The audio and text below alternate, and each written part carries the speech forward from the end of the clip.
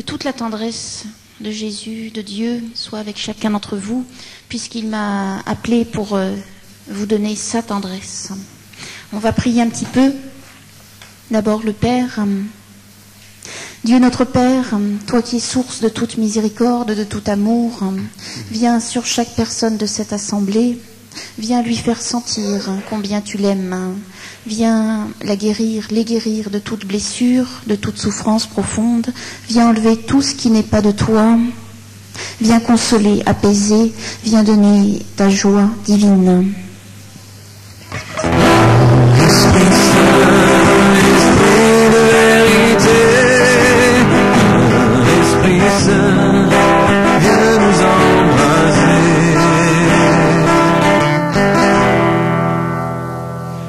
Jésus-Christ, toi qui as donné ce message de tendresse au monde pour qu'il revienne vers toi, pour qu'il vive, pour qu'il respire et pour que tu nous sauves. Viens dans chaque cœur, ouvre chaque cœur, chaque âme à ta tendresse si profonde. Que chacun te rencontre, que chacun fasse l'expérience de ton amour pour lui, pour que tous nous nous éloignions du péché et que nous trouvions la vraie vie. Viens, Jésus. Esprit Saint, Esprit de vérité, viens, Esprit Saint, viens nous embrasser. Viens, Esprit Saint, viens sur toute cette assemblée, toi qui consoles, toi qui apaises, toi qui donnes la joie, toi qui donnes toute lumière, viens sur chacun, ici. Viens donner ta présence. Viens enlever toute barrière de nos cœurs afin que nous te comprenions. Viens enlever nos ténèbres. Viens nous donner ta paix. Viens, Esprit Saint. Esprit Saint, Esprit de vérité, viens, Esprit Saint, viens nous embraser. Viens, Esprit Saint, Esprit de vérité, viens, Esprit Saint, viens nous embraser. Sainte Marie, notre maman à tous, viens présider cette assemblée. Tu connais les souffrances de chacun, tu connais les misères et les péchés de chacun d'entre nous. Viens, entoure-nous avec ton manteau si maternel, avec toute ta douceur. Viens nous montrer le cœur de Jésus. Viens nous faire donner notre oui total à la volonté de Dieu, afin que nous vivions. Esprit Saint, Esprit de vérité, viens, Esprit Saint, viens nous embraser. Viens, Esprit Saint, Esprit de vérité, viens.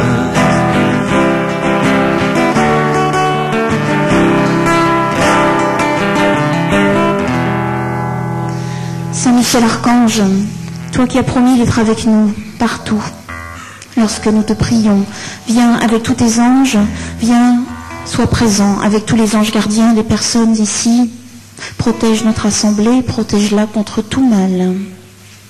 Viens avec ta force d'amour. Esprit Saint, Esprit de vérité, viens, Esprit Saint, viens nous embraser. Viens, Esprit Saint.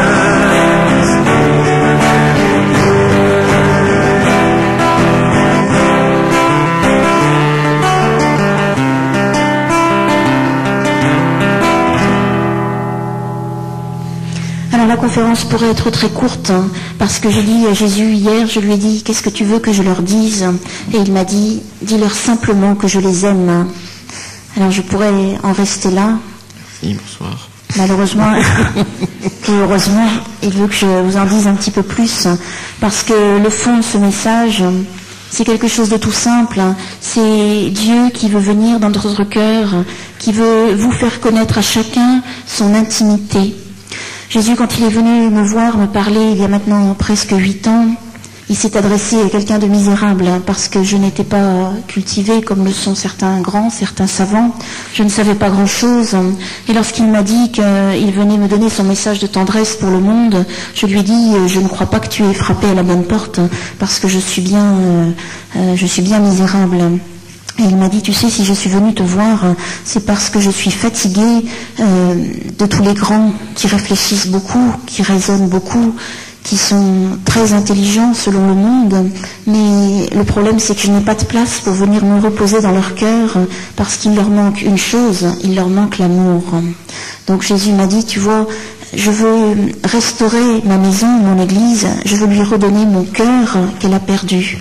Et c'est vrai que quand on regarde, souvent on entend beaucoup de personnes qui parlent très bien de Dieu avec de belles paroles, mais je vois le regard souffrant de Jésus, parce que Jésus attend l'amour de notre cœur. Il attend que l'on vive en sa présence, qu'on ne le considère plus comme un Dieu bien lointain du haut de son ciel et qu'on l'oublie régulièrement. Il veut venir partager toutes vos journées, toutes vos nuits, toutes vos vies. Il veut maintenant que l'on ressente sa présence, que l'on vive dans son intimité. L'amour que Jésus veut nous donner, c'est comme un amour humain, c'est un petit peu de la même sorte, puisque l'amour humain vient de Dieu, mais c'est bien plus grand encore. Alors, c'est vrai qu'on a entendu beaucoup, il ne faut pas chercher à ressentir l'amour de Dieu, c'est quelque chose qui a été très mal compris. Certainement, Jésus veut nous faire grandir dans la foi pour découvrir son amour, mais il est un cœur, il n'est qu'un cœur et il n'est que l'amour, et donc forcément il se révèle à celui qui le veut bien, et forcément on le ressent, même si cela déplaît à certaines personnes. Alors plus on voudra se faire petit, plus on voudra se faire humble, plus on voudra s'abaisser, mais s'abaisser dans la joie, parce qu'on sait que Dieu vient nous combler, et plus on rencontrera, chacun rencontrera la présence tendre et sentie dans son cœur, dans son âme de Jésus. Jésus nous dit que c'est le don qu'il fait maintenant, notre temps. Il dit que c'est le trésor de son cœur qu'il a gardé pour maintenant, c'est-à-dire le don de sa sainte présence qu'il veut faire à chacun. Ce don-là, c'est pas pour les plus savants, pour les plus saints, c'est pour chacun d'entre nous, aussi misérables soyons-nous. Alors il dit, Jésus, que c'est son retour dans les cœurs pour maintenant, et aussi son retour dans la gloire. Son retour dans la gloire, il ne faut pas chercher à l'expliquer humainement, parce qu'il y a des personnes qui disent ah bon, quand est-ce qu'il va revenir? C'est pas comme ça. Son retour dans les cœurs, c'est déjà sa présence profonde en nous, si nous acceptons de lui livrer notre vie. Et avec sa présence dans les cœurs, je peux vous dire que c'est quelquefois encore plus fort que l'amour que l'on ressent d'une personne que l'on voit. Cette rencontre-là, il faut la faire, chacun doit la faire seul dans l'intimité avec le Seigneur, en plus de la prière communautaire. Depuis ces presque 8 années que Jésus vient me parler jour et nuit, il me purifie sans cesse, et il dit que celui qui veut connaître son amour de plus en plus et vivre doit être purifié de toutes ces mauvaises herbes, parce que nous avons tous des mauvaises herbes, des péchés, des misères, des défauts, des blessures, et donc tout ça, ce sont des épines qui sont sur nous, et nous ressemblons à des petits hérissons. Et lorsque nous demandons à Jésus de nous montrer son amour, eh bien, lui, il veut bien tout nous donner, mais nous avons nos petites épines d'hérisson qui empêchent que l'amour rentre. Ce n'est pas Dieu qui veut nous priver de son amour et de sa tendresse, mais il doit d'abord faire un petit peu de jardinage, et il doit enlever toutes nos épines pour que l'amour puisse venir librement. Et ça s'appelle ce que Jésus appelle la purification. Et il nous dit que cet instant est à nos portes à tous, parce que nous sommes arrivés tellement loin dans le péché, dans le mal et dans l'obscurité, parce que nous ne voyons plus clair, qu'il va venir nous purifier tous, qui que nous soyons chrétiens ou non, il viendra tous nous purifier.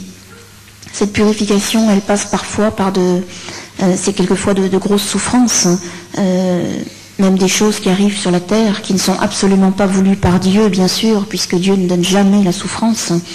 Mais il faut savoir que plus nous faisons le mal dans notre humanité, et plus nous donnons de pouvoir à Satan. Alors toutes ces choses épouvantables qui arrivent, on peut les amoindrir, on peut les diminuer par notre prière, par notre amour, qui est un vrai amour brûlant pour Dieu. Mais elles ne viennent pas de Dieu, ces souffrances. Par contre, Dieu va s'en servir pour nous donner l'amour, pour nous faire changer, pour nous redonner la lumière. Donc chacun a été ou sera purifié s'il veut recevoir l'amour de Dieu. Et je vous assure que même si c'est un moment qui est douloureux, c'est vraiment pour que nous recevions la vie. Et la vie, c'est pas quelque chose d'abstrait, c'est vraiment pour que vous respiriez corps et âme dans la joie, quelles que soient les souffrances et les obscurités qui traversent notre vie, notre terre. Jésus nous dit que c'est la nouvelle Pentecôte aussi, c'est-à-dire qu'il vient déverser son Esprit Saint abondamment, parce que nous en avons vraiment beaucoup besoin. Et alors il me dit, tu vois, l'Église va mal, puisqu'il n'y a plus le cœur, il n'y a plus l'amour. Mais cette nouvelle Pentecôte travaille, ce qui fait que tous les petits misérables, les petits oubliés qui n'ont certes pas beaucoup d'importance aux yeux du monde, mais qui sont là, aimants, amoureux de Dieu et priants, ceux-là vont devenir des petits apôtres brûlants et fervents, des petits apôtres de Marie et de Jésus, et ils vont sauver le monde, pas tout seuls évidemment, tous ensemble, avec Dieu. C'est pour ça que, quoi qu'il se passe en ce moment, vous ne devez jamais avoir peur. Quoi qu'il vous arrive, quelles que soient les persécutions que vous traversez, jamais vous ne devez avoir peur, parce que si vous donnez votre grand oui à Dieu, eh bien, il va vous donner toute sa présence, et sa présence, elle est constante, et donc vous ne devez plus rien craindre, parce qu'en présence de Dieu, tout est joie, et même les souffrances sont joie.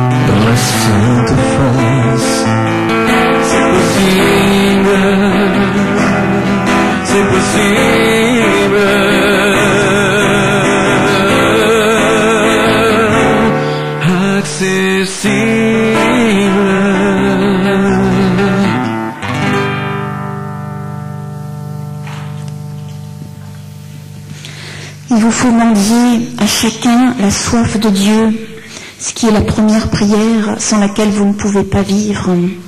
Il y a beaucoup de chrétiens qui font beaucoup de choses dans leur journée pour Dieu, qui font certainement beaucoup de bonnes choses et qui ont beaucoup de vertus. Mais le principal, c'est d'abord de rencontrer le cœur du Seigneur, et pour rencontrer le cœur du Seigneur, il faut avoir soif de lui. Parce que sinon, toutes nos bonnes actions, aussi belles soient-elles, restent toutes petites, elles restent humaines, alors que le Seigneur veut les faire devenir divines. Si on n'a pas soif de Dieu, on ne va jamais aller le rencontrer, sauf si vous êtes très très courageux. Donc il faut mendier la soif de Dieu. Avoir soif de Dieu, c'est le désirer sans cesse, jour et nuit, à chaque instant de votre journée, parce qu'il est l'amour, parce qu'il est celui qui veut venir vous combler et vous aider dans tout ce que vous faites tout au long de votre vie. Il faut que chacun demande de rencontrer, de faire l'expérience de cette rencontre avec l'amour que Dieu vous porte à chacun, puisqu'il a un amour infini pour chaque personne qui est différent. Il n'aime pas tout le monde de la même façon. Il a son amour infini et sa relation avec chaque personne différente de son voisin. Cet amour-là, il est tellement grand qu'on ne l'imagine pas. On ne veut même pas l'espérer. Mais vous devez rentrer dans la foi et vous devez dire à Dieu, donne-moi cette soif de toi, parce que si on n'a pas soif, Jésus ne viendra pas. Alors, il y a des personnes qui disent moi je n'ai pas soif, mais quand le Seigneur voudra, il me donnera la soif, peut-être dans 20 ans. C'est pas comme ça qu'il faut faire. Il faut implorer le Seigneur de nous donner cette soif de lui. Quand vous aurez soif de lui, à ce moment-là, vous saurez combien il vous aime. Et cet amour, je vous dis, est plus fort que tout l'amour que vous pouvez ressentir d'un être humain, le plus cher soit-il. C'est pas quelque chose, c'est pas un rêve, ce n'est pas une histoire, c'est quelque chose qui se vit et qui se ressent. Vous savez bien que tous les saints qui ont existé, ils n'auraient pas vécu des années dans cet amour fervent s'ils n'avaient rien reçu. Donc, et ce n'étaient pas forcément des grands courageux. Donc ils ont fait la rencontre de cet amour. Cet amour-là, il est maintenant pour chacun d'entre vous, aussi petit, aussi faible, soyez-vous. Si vous n'avez pas soif de Dieu, tout va être un devoir pour vous. Aller à l'église, recevoir les sacrements, devenir bon, pardonner, tout ça, ça va être des devoirs et vous allez vous fatiguer très très vite. En tout cas, moi, je me serais fatiguée très vite. Alors que si vous avez la présence de Dieu dans votre cœur, que vous ressentez son amour à chaque instant, que vous sentez sa délicatesse et sa présence, eh bien tout sera facile, parce que vous ferez tout par amour et non plus par devoir. Jésus est très fatigué parce que la plupart des gens font les choses par devoir. Et je dis souvent dans les conférences, c'est comme si un mari épouse une femme par devoir. C'est quelque chose de très triste parce que c'est la tiédeur, c'est tout sauf de l'amour. Donc Jésus est fatigué de tous ceux qui accomplissent les choses par devoir, mais qui ne le font pas par amour. C'est pratiquement impossible de vivre toute une vie en faisant les choses par devoir. Il faut avant tout vous faire nourrir à la source qui est Jésus-Christ, qui est Marie, qui sont les anges. Il faut vous faire nourrir et à ce moment-là, les fardeaux ne seront plus des fardeaux et le Seigneur vous donnera la grâce de faire chaque chose avec lui, en vivant dans son intimité et non plus de manière esselée comme nous faisons tous. Vous savez, il y a beaucoup de personnes qui prient un petit peu le matin, un petit peu le midi, un petit peu le soir. Et puis le reste du temps, on oublie Jésus parce qu'on se dit il a autre chose à faire, pourquoi pas. Alors que le Seigneur veut venir dans nos vies toutes petites et toutes simples. Et plus on sera petit, plus on sera simple. Et plus il pourra nous inonder de sa tendresse. Alors récemment, je recevais des futurs prêtres, 2 futurs prêtres qui sont venus à la maison et qui sont déjà extraordinaires. Et alors, mais je les connaissais pas avant, et puis ils sont arrivés, puis ils me disent, sans savoir ce que je vis, ils me disent, oui, pour vous les laïcs, c'est un peu plus difficile de vivre dans la présence de Dieu, parce que nous, religieux, nous sommes davantage dans la contemplation, donc par contre, votre vie, il faut l'offrir comme un sacrifice au Seigneur. Alors je leur ai dit, c'est très très difficile d'offrir la vie qu'on mène avec les tâches quotidiennes en sacrifice. Moi, je ne suis pas assez courageuse. Et alors ils me disent, oui, on sait bien, vous les laïcs, vous avez moins de temps pour prier, etc. Et alors je leur dis, mais combien de temps priez-vous de silence, la vraie prière silencieuse, contemplative, combien de temps priez-vous dans vos journées? Eh bien, en fait, 1 heure. Alors je leur ai pas dit que moi, il me fallait au moins 3-4 heures minimum. Alors j'ai souri par derrière. Et je leur ai dit, vous savez, offrir, par exemple, pour une femme au foyer, les tâches quotidiennes, le ménage, tous les soucis, en sacrifice, moi je n'ai pas le courage. Je préfère beaucoup vivre dans l'intimité avec Jésus, sachant qu'il est là, dans la pièce même où je suis, qu'il est avec moi, qu'il me sourit, qu'il partage l'épluchage des légumes, pourquoi pas. Et à ce moment-là, ce n'est même plus un sacrifice que je lui offre, mais c'est la joie, ma joie profonde de faire ces petites choses avec lui, complètement avec lui. À ce moment-là, ce n'est plus un devoir, ce n'est plus quelque chose de difficile, et même ceux qui n'aiment pas le ménage trouveront une grande joie à le faire. Alors ils étaient très étonnés et ils m'ont dit, oui, mais ça c'est l'ascenseur de la petite Thérèse. Alors je leur ai dit peut-être, mais l'ascenseur c'est quand même beaucoup plus facile que les escaliers. Alors si vous voulez que ça soit facile, prenez cet ascenseur qui est la soif de Dieu, qui est de demander à l'Esprit Saint d'embraser votre cœur. Vous savez, on est pour beaucoup d'entre nous très endormis. Je dis souvent au Seigneur, j'ai l'impression de vivre sur terre un petit peu comme sur un monde artificiel ou comme un rêve, parce que tellement on est loin de la vérité. Parce que Jésus se veut si intime avec nous, si intime. Vous savez, quand il me dicte comme ça ce message, il peut me dicter plusieurs heures, et puis il est très proche de nous, et plus on est enfant, et plus il est proche. Alors il s'arrête d'écrire, et puis il me dit, qu'est-ce que tu veux que l'on fasse maintenant? Alors je lui dis, ta sainte volonté, Seigneur, parce que je sais bien que c'est ce qui nous rend le plus heureux. Et il me dit, ben viens, maintenant on va par exemple se promener, ou on va un peu au soleil, ou on va travailler autre chose, on va se détendre. Il est proche de nous pour toutes ces choses-là, si on veut bien lui donner notre cœur. Il est évident que si on est trop grand, c'est-à-dire trop orgueilleux, si l'on veut régir sa vie comme on l'entend, si l'on est persuadé d'avoir beaucoup de vertus, beaucoup de talents, et que l'on ne veut pas s'abaisser devant Dieu, à ce moment-là, Jésus se tait, et il ne va pas nous montrer cette intimité profonde. Mais si nous voulons bien être tout petits, Jésus va déborder de grâce sur nous, puis il va déborder de joie aussi, parce que il me dit souvent qu'il est fatigué parce que les cœurs ne l'accueillent pas. Il ne demande pas quelque chose de compliqué, le Seigneur. Il demande un cœur qui veuille venir vers lui, qui veuille être comblé de son amour, comblé de sa vie. C'est tout ce qu'il demande. Alors je lui disais souvent, tu sais, Seigneur, mon cœur est bien vide, je n'ai pas grand-chose à t'offrir. Et il m'a dit, c'est justement parce qu'il est vide que je peux m'y reposer. Parce qu'un cœur qui est encombré par tout son savoir, par toute sa volonté, n'a plus de place pour que je me repose. Il faut donc que vous demandiez chacun cette soif de Dieu qui consume, mais qui vous libérera de toute souffrance profonde, qui vous libérera de toute blessure profonde, et qui vous donnera la vie et la joie, malgré tout le mal de ce monde.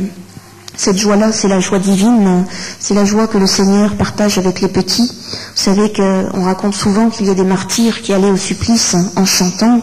Ils étaient certainement pas plus courageux que vous ou moi, mais ils avaient tellement donné leur cœur à Dieu que l'Esprit Saint venait en eux et leur donnait cette joie qui ne part jamais.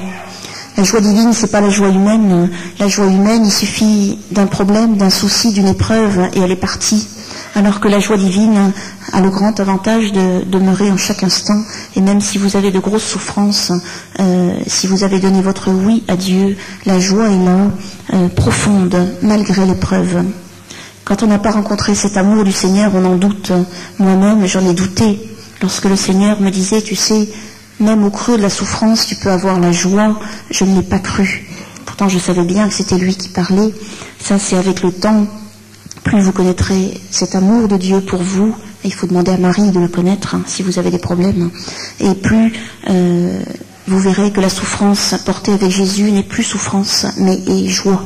Et c'est pas quelque chose qu'il faut lire dans les livres parce que sinon on se rebelle, c'est quelque chose qu'il faut ressentir dans la prière.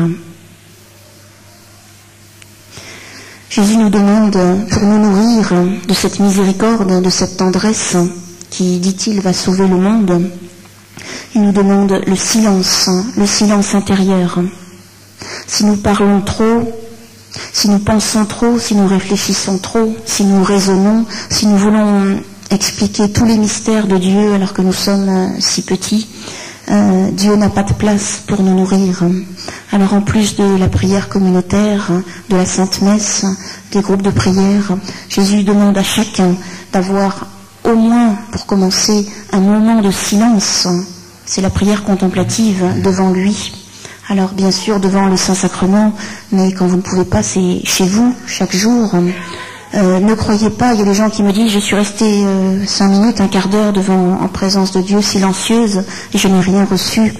Au début, vous ne verrez pas ce que le Seigneur vous donne, parce que nous sommes aveugles. Mais il faut continuer, et je vous assure que très vite, vous ressentirez la présence de Dieu, vous ressentirez sa douceur, sa tendresse, sa délicatesse et son sourire. Il faut apprendre à être en silence. Au début, on ne sait pas. On se pose devant Jésus, et puis on se dit, qu'est-ce qui se passe? Rien du tout. Et peu à peu, l'Esprit Saint va nous diriger vers le cœur de Dieu, il va nous montrer son regard. Il n'y a que dans le silence que vous pourrez rencontrer cette intimité que Jésus veut pour chacun d'entre vous, je le vois souvent pleurer devant les âmes, tant il voudrait les combler de cette présence, et tant les âmes s'y refusent par manque de silence. En plus de ce silence, il faut aussi le silence intérieur, c'est-à-dire au sein même de toutes vos tâches, de toutes vos occupations, au sein même du monde, vous devez demander la paix au Seigneur, la paix profonde qui est ce silence intérieur.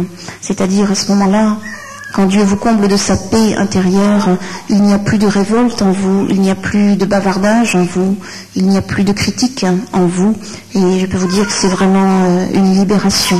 Et dans ce silence-là, l'Esprit Saint peut venir habiter.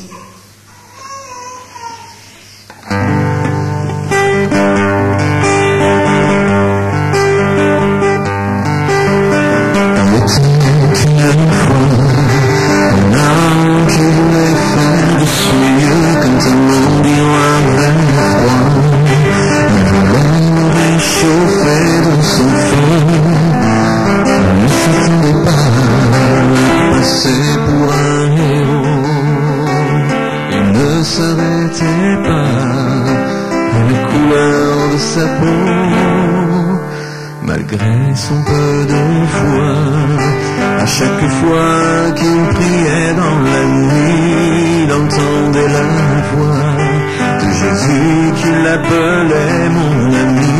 Il ne comprenait pas la valeur de sa vie et il ne voyait pas l'amour qui était en lui.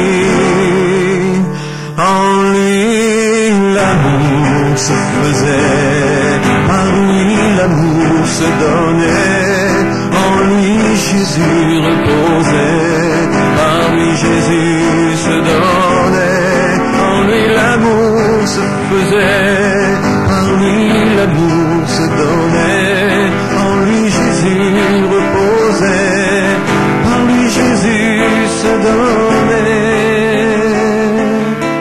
Cet homme cherchait sa voie, mais il prenait du temps pour ses amis. Il était toujours là, même dérangé au milieu de la nuit. On pouvait compter surtout sur sa charité sincère, car il ignorait tout du pouvoir de sa prière. Mais en lui l'amour se faisait, par lui l'amour se donnait, en lui Jésus reposait, par lui Jésus se donnait.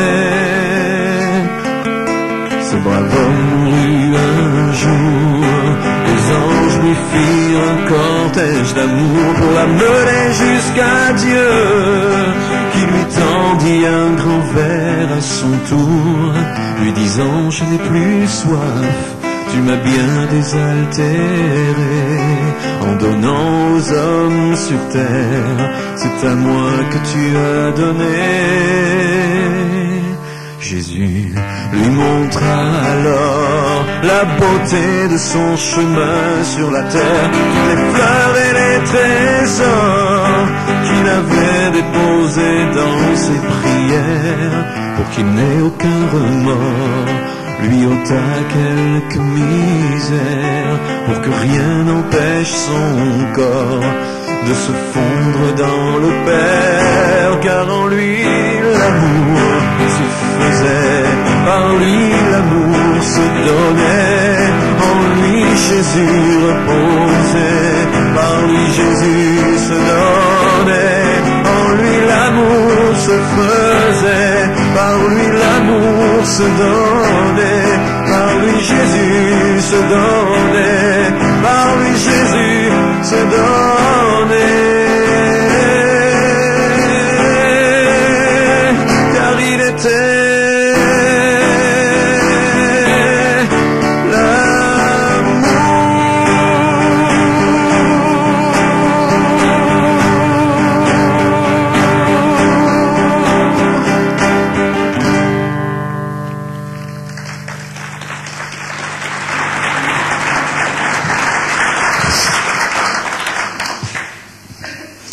Je vais vous lire un message que Jésus m'a donné vendredi là, pour vous. Ça s'appelle « La soif de mon cœur ». Il dit « Si tu as soif de moi, je peux te nourrir, te comblant de ma divine présence. Si tu m'aimes passionnément, je viens t'envahir de mon amour si tendre, qui est vie pour ton âme. Sens ma présence. Abandonne-toi entre mes mains à chaque instant, et tu respireras de tout ton être, car tu seras sur le chemin de la vérité. Qu'aucun souci ne te sépare plus de moi, car je suis celui qui t'aime le plus. Si tu as soif de moi sans cesse, alors réjouis-toi, car je viens te montrer mon sacré cœur. Sois feu, sois flamme, brûle d'amour pour moi. Alors seulement tu commenceras à vivre parce que tu seras dans la contemplation profonde. Alors tu pourras me servir. Si tu veux m'appartenir, ne regarde pas en arrière ni sur les côtés. Ne regarde pas ta misère, mais mets-toi devant moi et écoute mon cœur. Je te bénis, toi qui m'écoutes dans cette assemblée.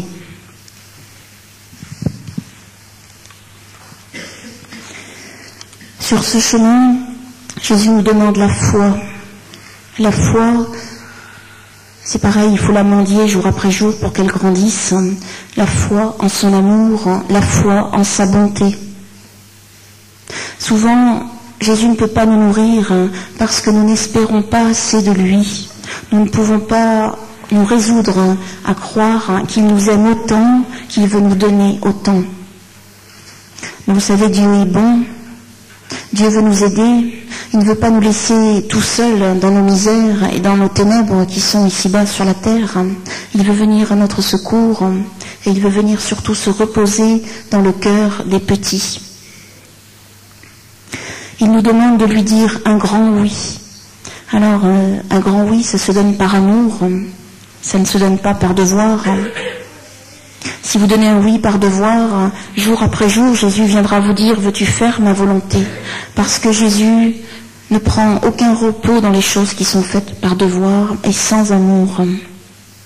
Jésus préfère encore mieux une âme qui a des défauts, mais qui brûle d'amour. Parce que cette âme-là, elle va grandir dans la vérité, ses défauts vont s'atténuer. Mais au moins, par son amour, elle va sauver des âmes, et elle va consoler le cœur du Seigneur. Alors qu'une âme qui est vertueuse, qui fait beaucoup de belles choses, mais qui n'a pas un cœur qui brûle, ne fera rien pour le Seigneur, pour son cœur, pour le consoler, pour l'apaiser de tant de péchés.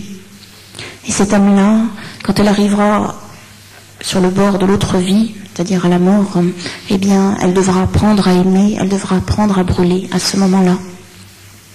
Dieu est tout simple. Souvent, on en a fait un Dieu très compliqué. Il ne nous demande qu'une chose, il nous dit « Laissez-vous aimer de moi ».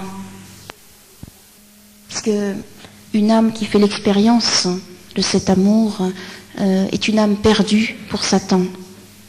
Une âme qui rencontre l'amour que Dieu lui porte ne peut plus être attirée par le péché. De moins en moins, en tout cas. Parce que cet amour est si fort, il nous envahit si profondément que, à ce moment-là, vous donnez un oui total à Dieu. Et c'est ainsi que Jésus nous dit que la paix reviendra sur le monde, sur notre terre.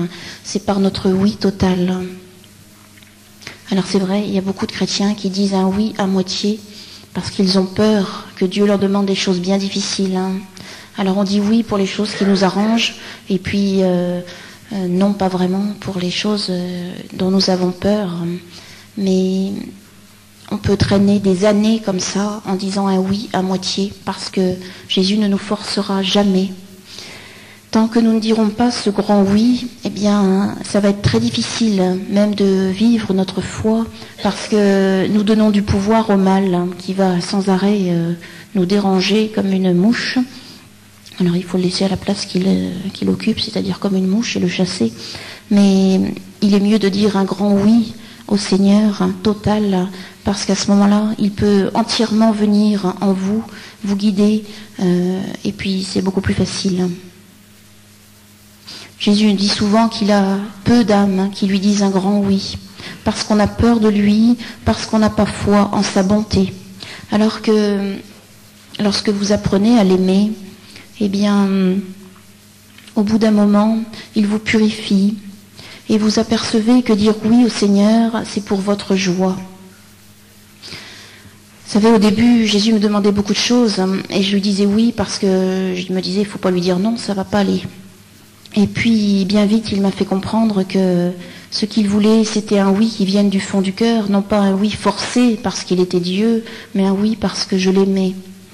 Quand vous prenez votre petit enfant qui vous demande un biberon, vous êtes très content de lui offrir, vous le faites par amour, vous ne le faites pas par devoir, sinon ça serait très triste pour le petit enfant.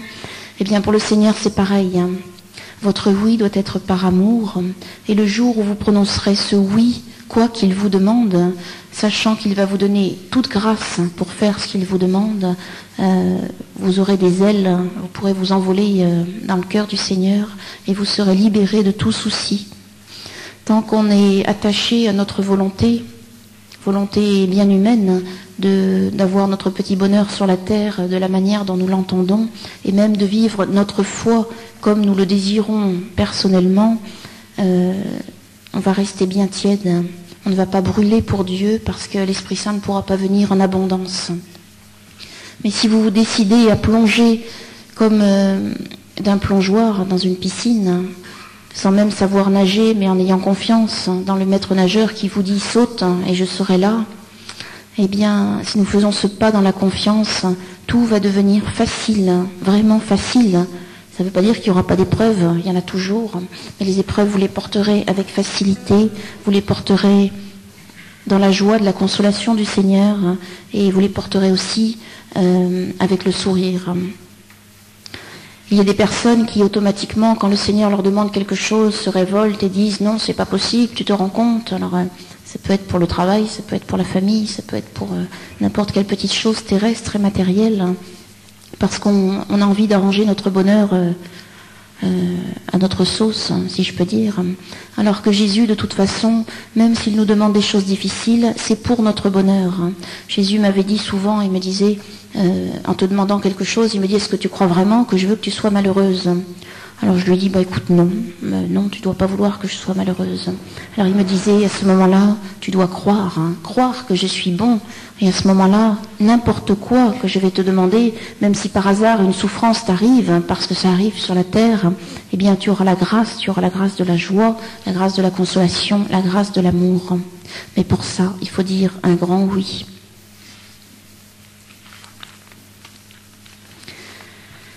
Jésus nous dit, le silence intérieur te libère, te guérit, me permettant de t'inonder de ma paix et de te faire percevoir ma tendresse. Une âme sans silence intérieur est comme une pauvre femme misérable qui bavarde sans cesse, perdant ainsi toute intelligence.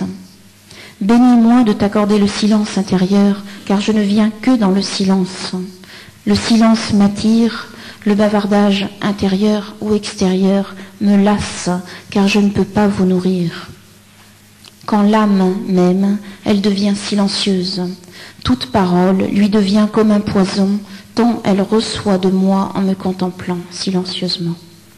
Si tu savais, enfant, combien je trouve peu de silence dans les âmes. Pourquoi n'ont-elles pas le silence ? Parce qu'elles ne sont pas encore humbles. Elles ne m'ont pas encore tout offert d'elles-mêmes. Elles préfèrent leur volonté à la mienne. Elles veulent être importantes aux yeux des hommes et régir leur vie. Mais alors, elles ne me connaissent pas. Que le silence de ton cœur soit toujours plus grand pour que je puisse te prendre davantage encore dans mes bras, te confiant toute ma tendresse pour ce monde. Alors les bras du Seigneur, vous les avez tous, si vous les voulez. C'est pas des bras comme un nuage. Alors Jésus m'a donné la grâce de le discerner dans sa présence, là où je suis, dans la pièce où je suis. Donc je le vois intérieurement, si je peux dire, je ne sais pas comment on peut appeler ça, je le vois à côté de moi, là où il est, s'il est debout, je vois comment il met ses mains. Et c'est vrai que souvent il met ses bras sur mon épaule, sur mes épaules, mais il fait exactement pareil avec vous. C'est pour ça que je vous dis que Dieu n'est pas un Dieu qui est lointain, qui est sa tendresse est aussi une tendresse comme la tendresse humaine qu'il nous donne. Il est toujours là pour avoir un geste d'amour. Et si vous désirez vraiment sa présence, vous le sentirez auprès de vous. Jésus, il est avec chacun, là où vous êtes, dans n'importe quelle pièce, dans n'importe quel endroit. Partout, il vous regarde, il vous sourit ou il pleure, ça dépend ce que vous faites. Mais il vous regarde, il n'y a aucune pensée qui lui échappe, vous ne pouvez rien lui cacher. Donc il nous demande de nous réveiller à cette présence, de nous en rendre compte, parce que nous dormons. Nous dormons à cause du bruit qu'il y a dans nos âmes.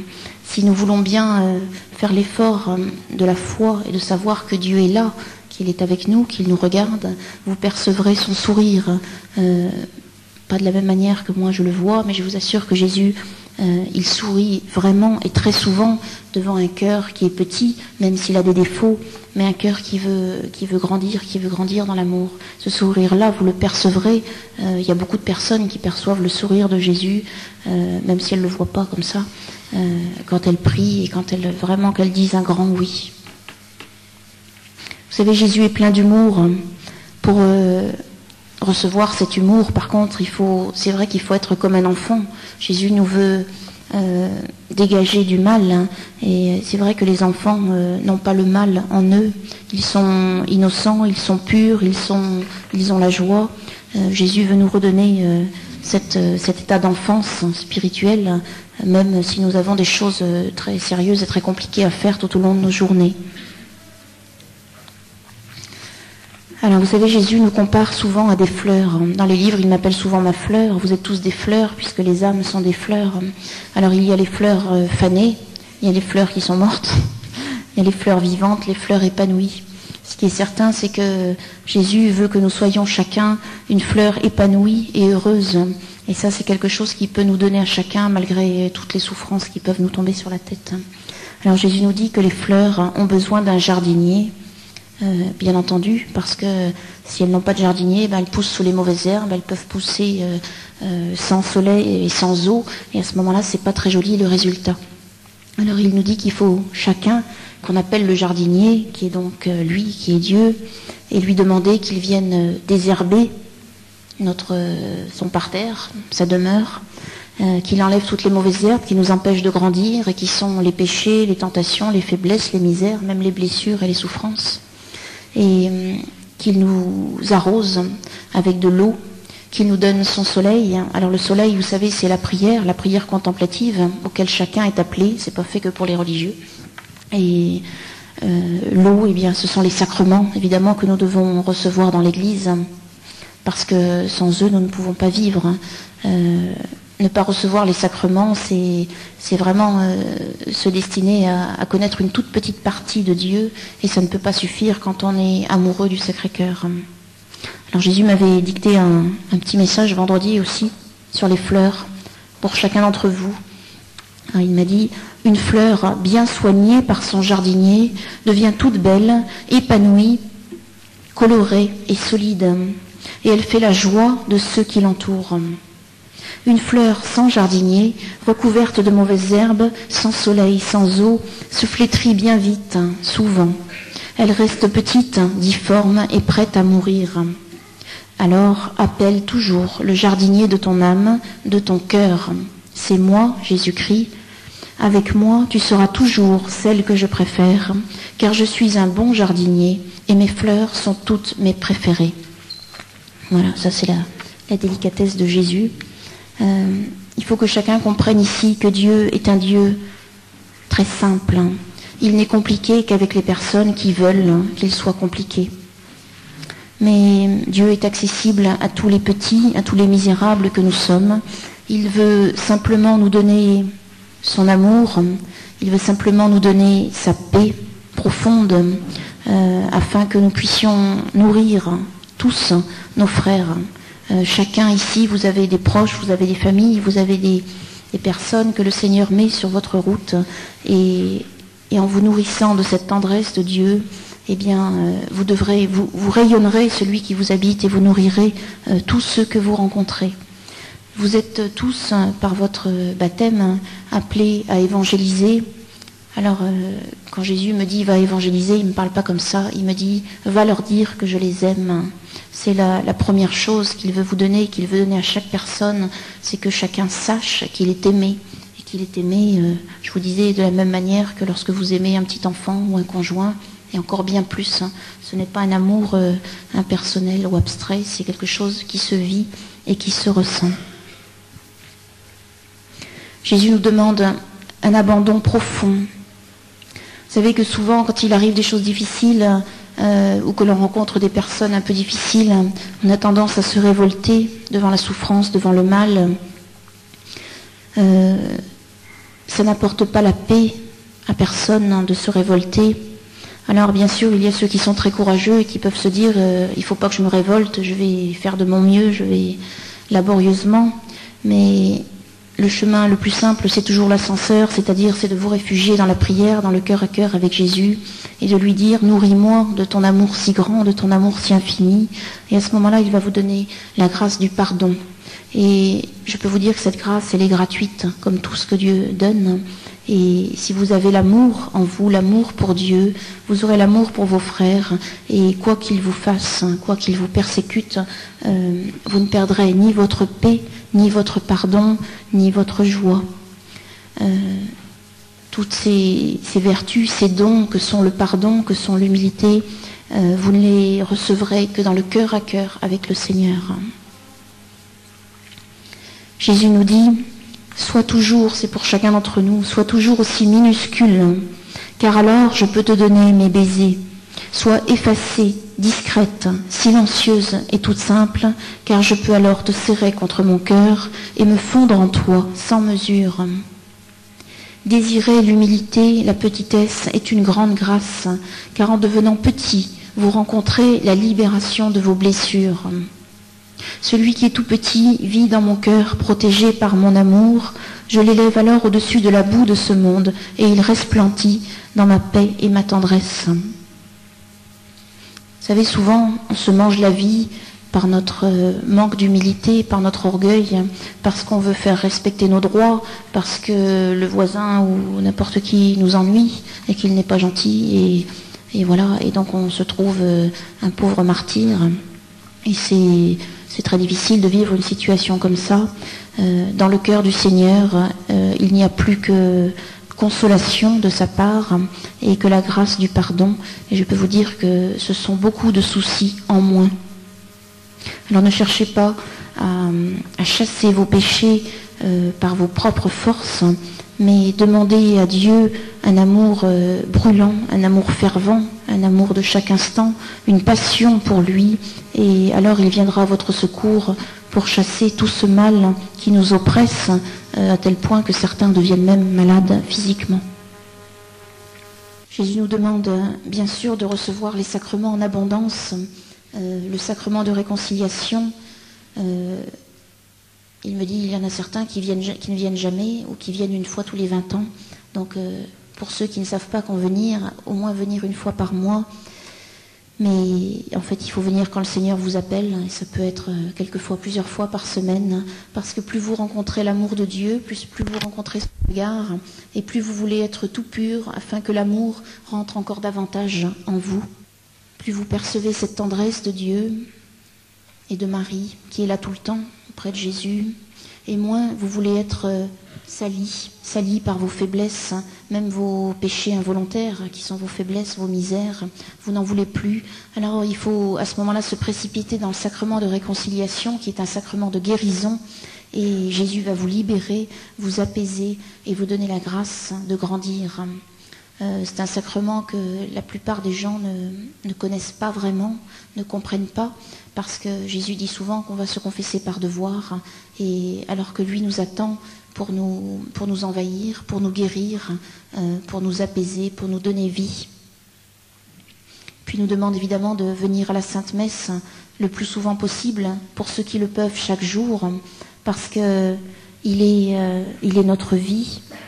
Alors bien sûr, vous savez que le mal est très fort dans l'Église en ce moment, et que certains ne croient plus même en la présence réelle dans la petite hostie, alors que c'est Jésus entièrement avec son corps.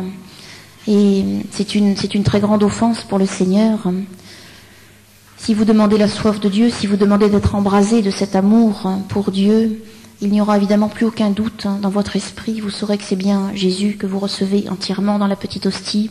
Et je peux vous dire qu'il n'y aura pas une seule communion que vous ferez en étant tiède, parce que il est évident que lorsque Dieu vient entièrement en nous, il ne peut que nous guérir profondément et déverser son amour dans nos cœurs. Le Seigneur nous demande d'assister à la messe dans l'amour et dans l'amour avec amour. C'est-à-dire qu'il demande, quand on est amoureux de son cœur, d'au moins se mettre à genoux pendant la consécration, et puis aussi juste avant de communier, même si on se relève pour ne pas gêner le prêtre. Se mettre à genoux, ce n'est pas par tradition qu'il faut le faire, c'est par amour. Vous savez, avant, lorsque j'écrivais les messages du Seigneur, j'étais assise à ma table de cuisine, et maintenant, je suis à genoux durant 3-4 heures. Et même si les genoux fatiguent de temps en temps, je suis incapable de faire autrement. Si jamais il me disait « assieds-toi », je lui dirais « je me trouve vraiment mal assise ». Parce que le Seigneur nous veut beaux, non seulement dans l'âme, mais aussi dans le corps. Et lorsqu'il nous met à genoux, c'est son Esprit Saint qui fait cela en nous, ce sont nos anges gardiens aussi, et c'est par amour. Parce que il nous dévoile tellement sa splendeur, sa tendresse, que nous tombons à genoux. Ce n'est pas pour nous humilier, ça n'a rien à voir avec ça, ce n'est vraiment qu'un geste de tendresse. Le Seigneur nous demande aussi, lorsqu'on comprend cet amour, de le recevoir dans la bouche. Il ne veut pas de division à ce sujet. Vous savez que les chrétiens s'affrontent et se disputent en disant « regarde, celui-là, il communie dans la bouche et celui-là, il communie dans la main ». Ça ne vient pas de Dieu, ces disputes. On n'a pas à juger ce que fait notre prochain dans un sens ou dans l'autre. On n'a qu'à aimer le Seigneur. Alors si vous l'aimez assez pour comprendre pourquoi il vous demande de communier dans la bouche, eh bien faites-le, mais ne jugez pas ceux qui font autrement, puisque de toute façon l'Église accepte la communion dans la main, donc ce n'est pas un péché. Mais le Seigneur nous aime profondément, saintement, et il préfère venir directement en nous, dans la bouche, c'est-à-dire se donner à nous de la main du prêtre qui est sanctifié pour cela, parce qu'à ce moment-là, c'est Jésus qui vient en nous, alors que si nous le prenons dans la main, c'est nous qui le prenons. Et donc, c'est pas lui qui se donne, c'est nous qui le prenons. C'est un petit peu refuser l'amour que le Seigneur veut nous donner. Et puis, évidemment, j'en parle rapidement, il y a aussi toutes les offenses et tous les sacrilèges qui sont faits avec toutes les personnes qui communient ou ne communient pas dans la main, mais qui reçoivent le Seigneur dans la main et qui s'en servent, évidemment, pour toutes les mauvaises choses que vous savez. C'est un acte d'amour, c'est un geste d'amour, ce n'est pas quelque chose que nous devons faire par devoir, mais parce que nous avons compris le cœur du Seigneur.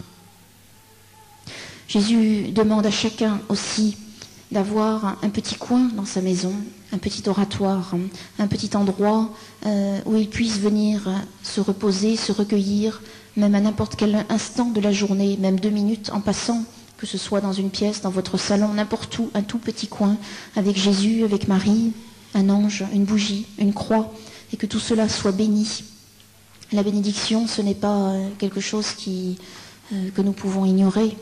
Une bénédiction, Jésus nous demande de bénir aussi nos maisons, qu'elles soient bénies par un prêtre, parce que cela évite beaucoup de mal, beaucoup d'astuces du mal pour venir nous encombrer et nous ennuyer. Ce n'est pas en vain que le Seigneur a donné l'eau bénite, ce n'est pas en vain qu'il nous a donné des prêtres. C'est à nous de savoir être assez sages pour accueillir ces bénédictions et ces objets bénis dans notre maison.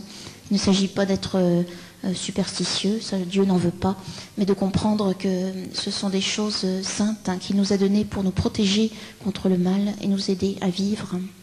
Donc Jésus demande à chacun d'avoir un petit oratoire, éventuellement avec sa sainte face de son Saint-Suaire ou une autre représentation de son cœur, et de passer devant lui et devant Marie dans la journée en sachant qu'il est là, qu'il vous attend, qu'il vous aime et qu'il est toujours auprès de vous.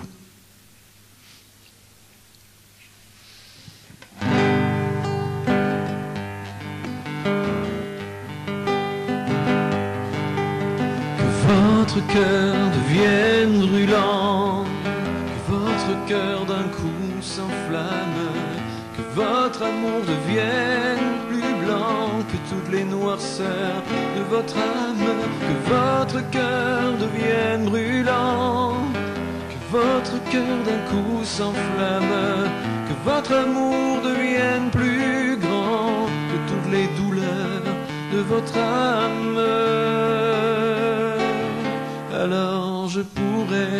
essuyer toutes les larmes du monde entier.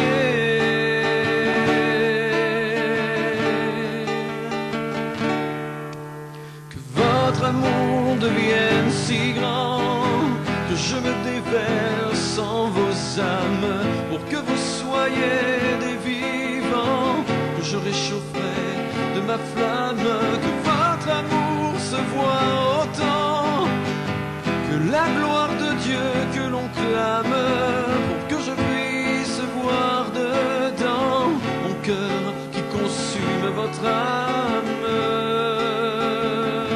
Alors je pourrai essuyer toutes les larmes du monde entier.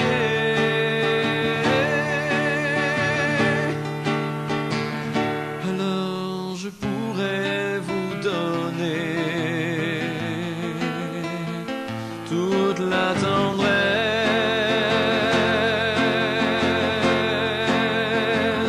de mon cœur sacré.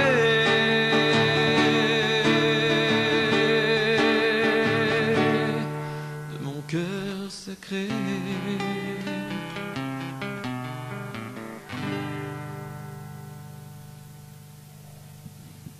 Voilà, puis au sujet de la messe, de la Sainte Messe, encore un petit quelque chose. Vous savez, on a tous besoin de la Sainte Messe quotidiennement. Bon, évidemment, quand on travaille, on ne peut pas, c'est évident. Mais vous savez, une fois, j'ai rencontré une personne qui pensait aimer beaucoup Dieu et qui me disait, tu sais, moi, la messe le dimanche, ça suffit, d'une semaine sur l'autre, je garde Jésus comme ça. Et puis, je lui ai dit, tu sais, c'est comme un mari donc il épouse une femme, et puis il lui dit, je viendrai te voir que le dimanche. Mais je t'aime beaucoup, il n'y a pas de problème, je suis passionnée par toi, mais je viendrai te voir que le dimanche. Alors après, à vous de voir dans votre cœur, si vous pensez que cet amour est vraiment brûlant pour le Seigneur, ça peut pas aller que le dimanche. Sauf si évidemment, vous ne pouvez pas à cause de vos activités, c'est autre chose. Votre cœur est quand même là. Mais sachez que c'est dans la Sainte Messe et c'est dans l'Église que vous recevrez la vie entièrement. Il ne faut pas que vous donniez prise à toutes les persécutions et les divisions qui règnent dans l'Église en ce moment. Tout ça se calmera par votre silence intérieur et votre prière. Vous savez qu'il y a beaucoup de bruit dans l'Église. Il faut pardonner à ceux qui font ce bruit. Il faut les prendre dans votre prière. Souvent, moi, Jésus me demande de jeûner pour les personnes qui me persécutent, qui me font du mal, et je le fais avec la plus profonde tendresse. Vous ne devez pas donner prise à toutes ces divisions, à toutes ces discussions. Il faut vite vous remettre dans le silence et dans la paix du Seigneur, et lui saura bien vous éclairer sur tout ce que vous devez faire. Voilà, Jésus nous a promis la restauration de son Église qui va si mal. Il nous a promis que son cœur allait revenir habiter dans l'Église. Alors, même si c'est parfois difficile pour nous, il faut avoir une grande espérance et savoir que de toute façon, Jésus ne laissera jamais mourir son Église.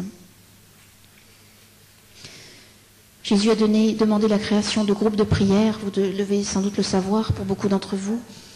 Chacun peut fonder un groupe de prière à partir du moment où vous êtes 2 ou 3. Ce sont des groupes de prière qui s'appellent les messagers de la tendresse de Jésus et qui veulent vivre de cette intimité avec le Seigneur, qui veulent rentrer dans ce silence profond qui permet d'être nourris de l'amour de Dieu et ensuite de le porter à tous vos frères dans la difficulté, que ce soit des gens qui souffrent ou que ce soit des personnes qui soient profondément dans l'erreur et que vous devez aller aider par charité. Aider quelqu'un qui est dans l'erreur par charité, c'est lui proposer la vérité de l'Évangile, mais ce n'est pas lui imposer. Si vous n'êtes pas accueilli, vous devez calmement secouer la poussière de vos chaussures, comme elle est dit dans l'Évangile, et aller plus loin où d'autres agneaux vous attendent, parce que Jésus demande à chacun de se mettre en marche pour annoncer son amour et son retour dans les cœurs. Jésus a besoin de nous, même s'il se suffit à lui-même, et à chacun d'entre vous ici. Vous êtes appelés non pas à vous décourager devant le mal qui règne et à vous dire que vous êtes inutile, mais au contraire à vous mettre en marche. Et une fois remplis de cet amour, allez le proclamer à tous vos frères que Jésus mettra très rapidement sur votre route. Ces groupes de prière, il y en a une 60aine à peu près, et il y en a maintenant qui se créent dans les pays étrangers. Ils ont beaucoup de force sur le cœur du Seigneur. Vous savez qu'un groupe de prière, plusieurs personnes qui prient ensemble ont le Seigneur avec elles, et que c'est un déversement de grâce sur toutes les personnes qui ne recevraient pas ces grâces autrement. Donc ce sont les groupes de prière qui sauvent le monde. Si vous vous sentez appelé à vivre dans cette intimité profonde avec le Seigneur, vous pouvez le faire. Alors il y a une personne sur Nice qui s'occupe de tous ces groupes, qui m'aide, et qui fait d'ailleurs presque tout le travail. Et vous pouvez donc envoyer vos lettres soit aux éditions du Parvis, soit à l'organisatrice de sa réunion. Et pour finir, avant l'imposition des mains, je vais vous lire encore un message en forme de poème que Jésus m'a donné avant-hier, qui est pour chaque âme ici qui veut recevoir l'amour du Seigneur. Donc c'est pas pour moi, je vous le dis tout de suite, c'est pour chacun d'entre vous. Je t'aime, petite fleur, petite âme, si fort que tu ne le soupçonnes même pas. Je te donne ma tendresse, ma sainte présence pour la vie, afin que tu sois un rayon de soleil pour ceux qui souffrent. Que ma miséricorde te consume, pour que mon amour se déverse à travers toi sur ceux qui me désirent, accueillant ma parole. Oui, je suis tendresse, qui m'appelle, me rencontrera et vivra. Qui s'abaisse sera consolé. Va, porte à tes frères l'amour que je suis. Jésus vient en ce moment de plus en plus profondément. Il m'a dit qu'il y allait avoir de plus en plus un profond écart entre les personnes qui veulent le suivre entièrement, parce que ces personnes-là vont être préservées de beaucoup de mal, beaucoup de tentations, alors que les personnes qui ne se sont pas encore décidées entièrement pour Dieu vont se laisser prendre par l'obscurité, par les ténèbres qui règnent sur notre terre en ce moment. C'est pour ça que Dieu vient avec ce message de miséricorde, de tendresse, vous appeler pour vous dire il est temps, il faut vraiment maintenant que tu te décides à venir entièrement dans mon cœur pour que je te préserve, pour que je te protège contre tout ce mal. Et il m'a dit de toute façon, l'amour vaincra, et bientôt, même si la fin du mal, puisque Jésus dit qu'en ce moment c'est la fin du mal, on se dit il a beaucoup de force, mais le signe, cette force qu'il a en ce moment est aussi le signe de sa fin. Donc soyez dans l'espérance, ne vous laissez jamais apeurer par quoi qu'il arrive, et implorez l'amour de Dieu pour vous, et implorez qu'il vous donne un cœur qui brûle, puisque c'est ce que Dieu nous demande, c'est d'avoir un cœur qui brûle.